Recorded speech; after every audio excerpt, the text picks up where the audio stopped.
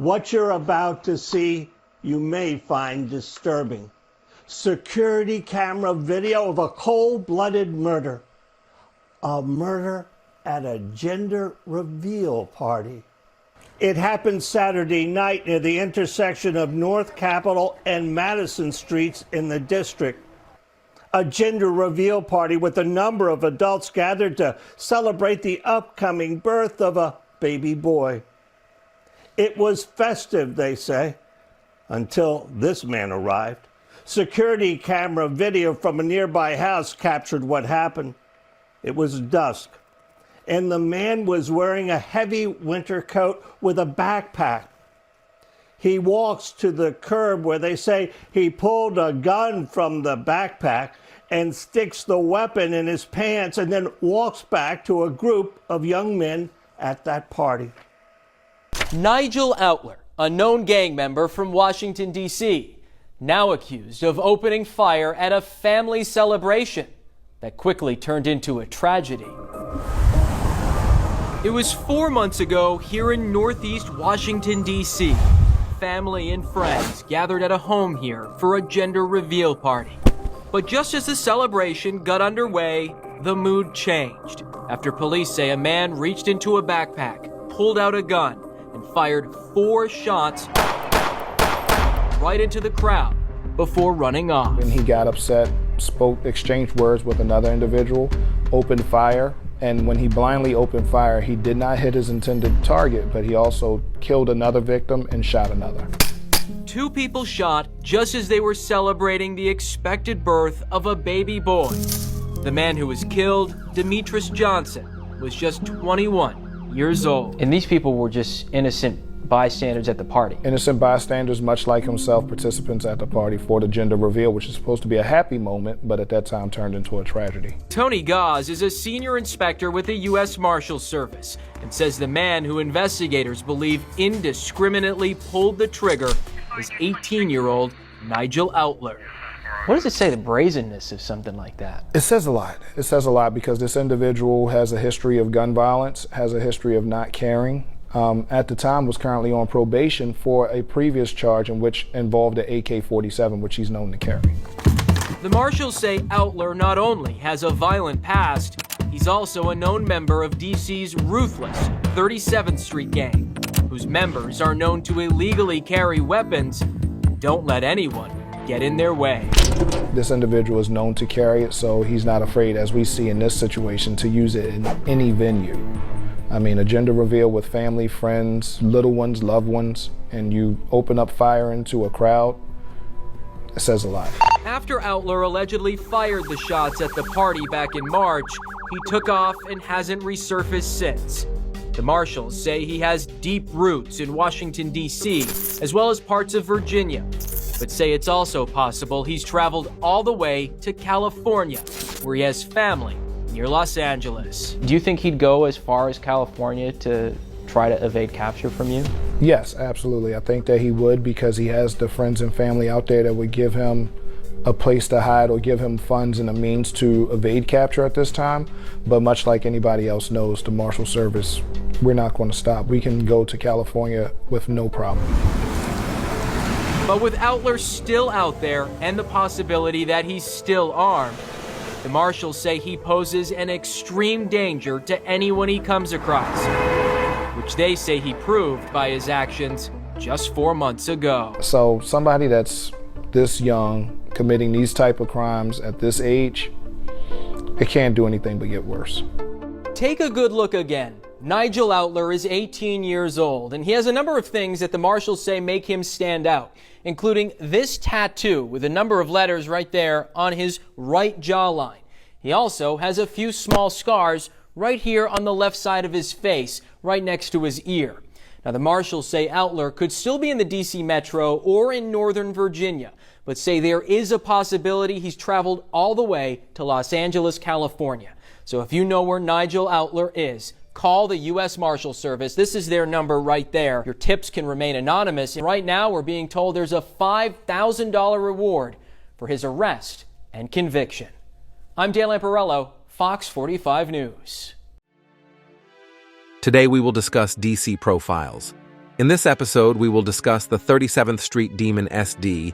SD, real name Nyjell Outler, is a member from 37th Street Southeast who was close to other 37th members like Baby Jamo and Soulja Rag, who are both currently incarcerated. SD allegedly robbed fellow 37th member Young Jose, after SD and his girlfriend at the time, who was Young Jose's cousin, would break in his house stealing $50,000 cash.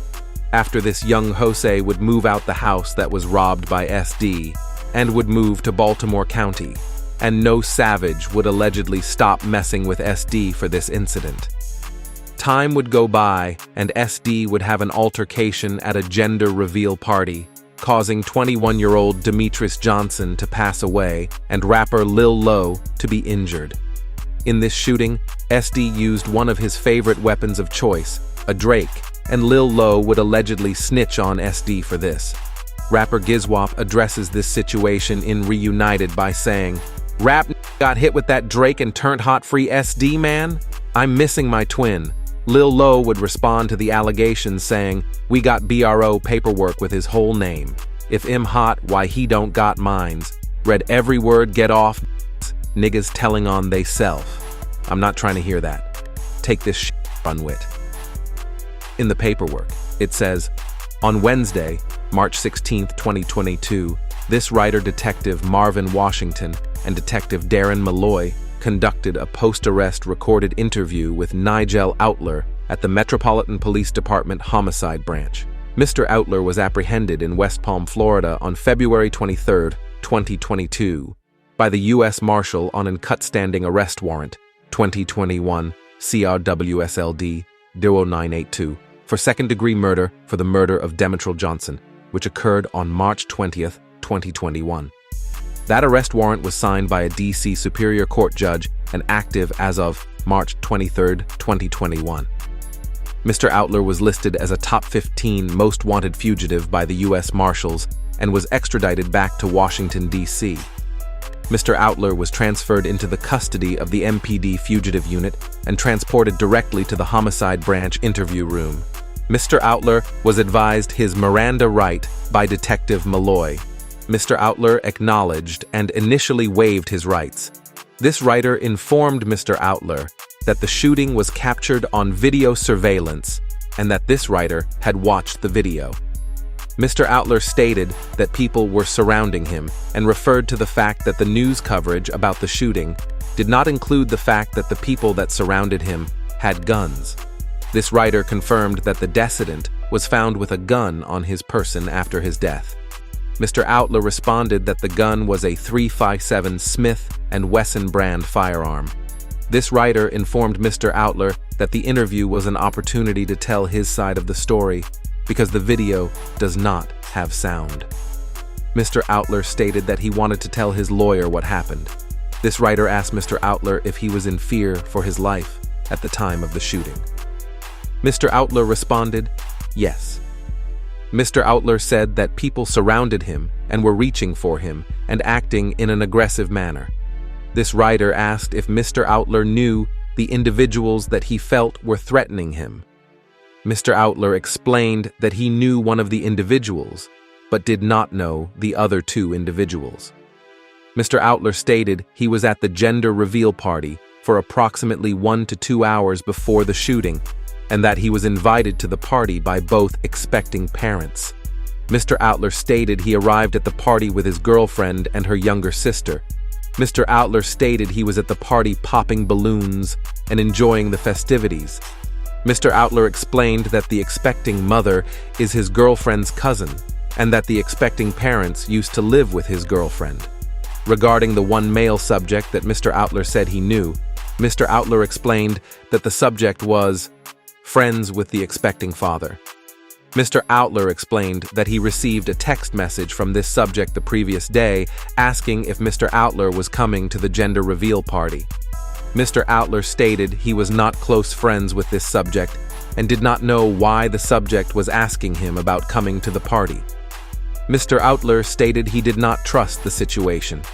Mr. Outler stated that while at the party, this subject started acting weird and he observed 2 unknown black male subjects approach him. Mr. Outler stated these two subjects were not part of the party, and he observed them reaching into their waistband displaying a handgun. Mr. Outler stated these subjects were wearing COVID-19 masks, and he did not know what kind of gun they were carrying. Mr. Outler stated the two subjects were saying something to effect of, "What's up with you?" That suggested to him that they were talking about robbing him. Mr. Outler stated that he had a gun, but it was not out at this point. Mr. Outler explained that his gun was in his backpack. Mr. Outler stated at some point he retrieved his gun from his bag and placed it against his side. Mr. Outler stated that the male subject that he knew walked back towards him with his hands in pockets and said something weird to him. Mr. Outler would not tell this writer what the subject said to him. Mr. Outler said he wanted to tell his lawyer what the subject said. This writer responded that it was fine if he did not want to share that information. Mr. Outler said he was in fear for his life, but that he did not leave the party because his girlfriend and her little Outler were still there. Mr. Outler said that a male subject approached him while he was holding the gun, and he fired the gun 3 or 4 times, and then fled the area on foot. Mr. Outler said that he did not know where he was or where he threw the gun because he was locked. Mr. Outler stated he togged the gun somewhere in that immediate area, but he does not know the location. This writer explained that the decedent's body was not found anywhere near where the video showed Mr. Outler shooting, and asked if he was sure about whether the decedent approached him at the time of the shooting. Mr. Outler asked for his lawyer and to be taken back to the cell. Mr. Outler stated that someone informed him of the decedent's death after the shooting. Mr. Outler stated at this point he knew he was wanted. Mr. Outler stated he wanted to turn himself in to the authorities, but did not know how to do so, and he was scared. Mr. Outler stated he did not know the decedent, and he did not know the physical description of the decedent. Mr. Outler stated he did have remorse for shooting the decedent and did not mean to hurt anyone, but he was defending himself. It should be noted that upon this writer's review of the surveillance video, no one other than Mr. Outler appears to brandish a firearm at the time of the shooting other than Mr. Outler. This writer talked about breaking the cycle of gun violence and not carrying guns. Mr. Outler acknowledged he should not carry guns, but said he had been shot before and wanted to protect himself. This writer talked about changing his environment. Mr. Outler said that he had been living in California and working a food truck with his uncle, and came back to DC 3 months ago to help take care of his mom, who was having medical issues at the time. This writer notes that Mr. Outler was talking about being in California and returning to DC, all while Mr. Outler was wanted by the authorities for this incident. The guy SD cracked was a Riggs Park member, and while in jail, SD would allegedly run into Riggs Park member Slidey P, who is locked for Migo Lee brother Dushy. Slidey P would allegedly beat the brakes off SD and even putting his head in the toilet. After the incident, SD would be checked into the infirmary and medical block. We ain't seen you since January of 2018. Get the you 1,500 days, bro. Do not come in here talking shit, yo. Stop welling. Nobody ran. You told on your man. Your man doing 20 for you right now. Let's be for real. Over 1,500 niggas out ward off. Shut your bitch up. Stop playing. What? What are you talking about, bro? What you talking about? What are you talking about? You know what I'm saying? You not even in the mix. You don't know. Damn. I gotta put my face in the camera now. What would he do to who? Bro, we really talk about it, bro.